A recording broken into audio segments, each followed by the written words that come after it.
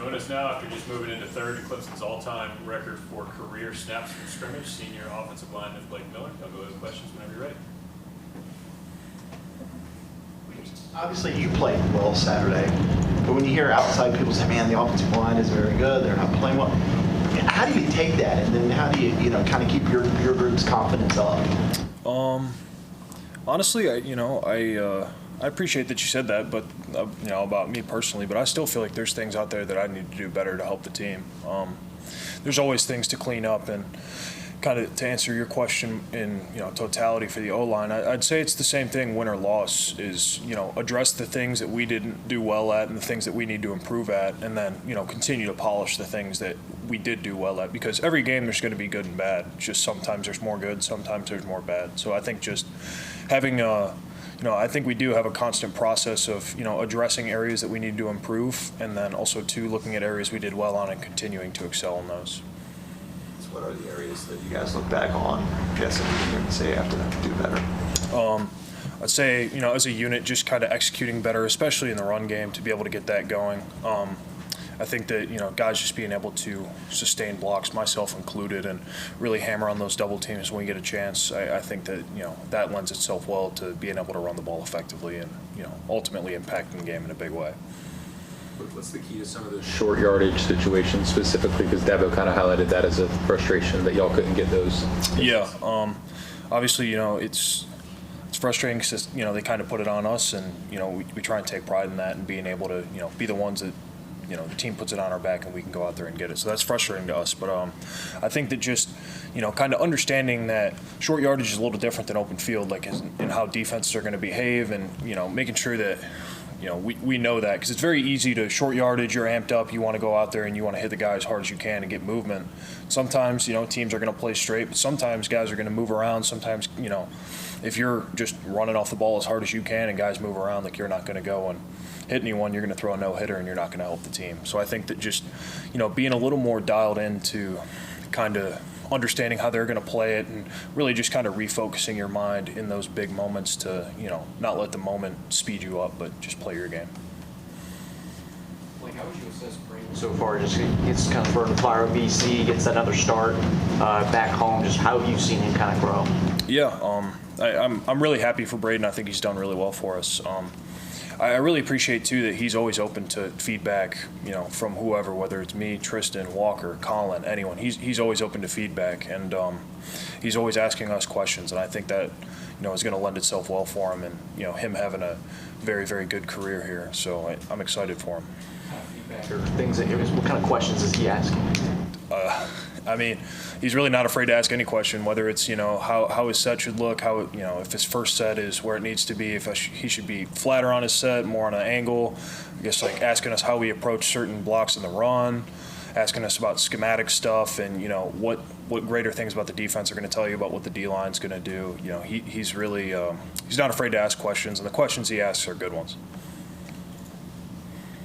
It's just as a senior, obviously, had high hopes for this season. I guess, with some of those kind of out of the picture at this point, what are you playing for? What's the motivation? Honestly, I'm playing for the same stuff I did at the beginning of the year. The accolades may not be there, but I think that, being able to go out there and enjoy being out there with your teammates and go out there and be able to, just win games. I think that this year more than anything has taught us, that winning comes at a premium, and, it really kind of refocuses your mind in terms of, those wins are big things. And, it's easy in times where, you're winning a lot to almost take that for granted a little bit. So I think this year's kind of refocused that a little bit and given us a new appreciation for that. And hopefully that lends itself well for, like he was talking about, Brayden, like, younger guys really appreciating and, cherishing wins. And I guess, for me too, just like I said, being able to be around the guys and just enjoy the little things. Like, I love going out to practice and just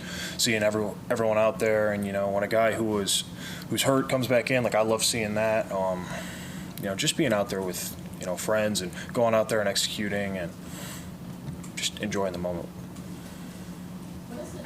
Did the team lose with a guy like Sadler going down? I feel like we saw that physical but also emotional impact when he got carted off the field last weekend.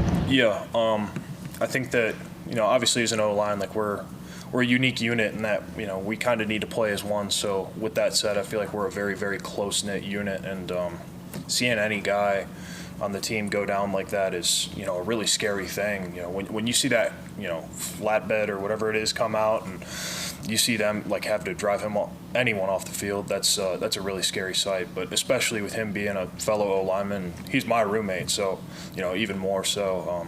That's definitely tough. But you know, he got some good news, I'm pretty sure, and, you know, I'm excited for him, and he's got the right mindset when it comes to, you know, trying to attack rehab as best as he can. So, you know, I'm excited for him, and I'm just trying to be there for him and, you know, be a positive voice for him. Anybody else for Blake? How would you say Christopher Vizzina kind of led the offense? Like, what was your impression of him in the huddle?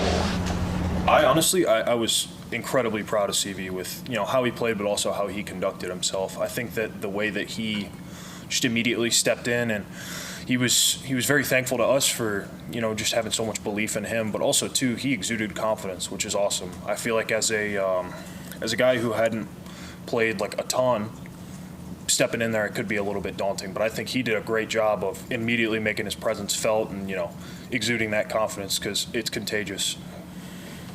I guess how would you tell he was confident?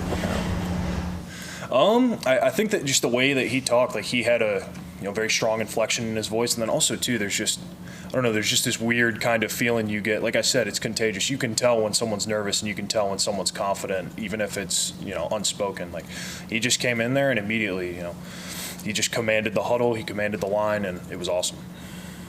A guy that we haven't really got to see play, but draws rave reviews is Gavin Blanchard. What do you see out of that kid? You know, I love Gavin. He's very intelligent. He's always asking, same thing like I asked about Brayden. He's very interested in the schematic part of it and really understanding it, and especially with him being a center guard type guy, understanding that scheme and, you know, greater defensive scheme and how to get us as the O-line in the best, you know, points IDs possible in order to be successful is very important at that position. So same thing, you know, with Brayden, like asking all the right questions, Gavin's asking all the right questions. What can having a guy like Walter Parks in the room do? He's obviously not able to be a full go, but having him dress out and be out there, be in the holes on the sideline, what does it mean to this group? He's also my roommate, so I'm really close with Walker. I'd consider him probably my best friend here. And I think that just the way that he's able to, I guess, fit in his role, whatever it might be. So, you know, whether he's playing and he's going out there, and, I mean, you guys have seen him play. He gives it his all every play. I really admire that about him. But, you know, if he's not able to play, he's banged up, like he still is in his role doing the best that he can to, you know, whether it's encourage guys on the sidelines, give people pointers, or even sometimes you just need a guy to come over and kind of emotionally just bring you back down to stable, and, you know, because it's an emotional game. So I think that he does a phenomenal job of whatever his role is week to week, like really trying to be the best at it. How do you feel like Matt Luke is kind of handled and tackled? Obviously, this is a kind of different situation than last year, just as position coach. What have you liked about what he's done?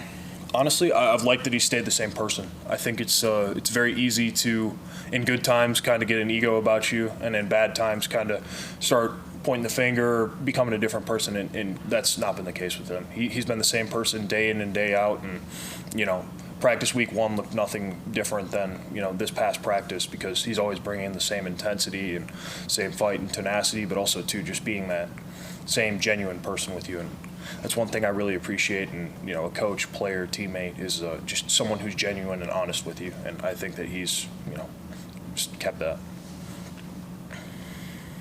Anyone else? All right, Blake, thank you, man. Appreciate your time. Thank you, guys.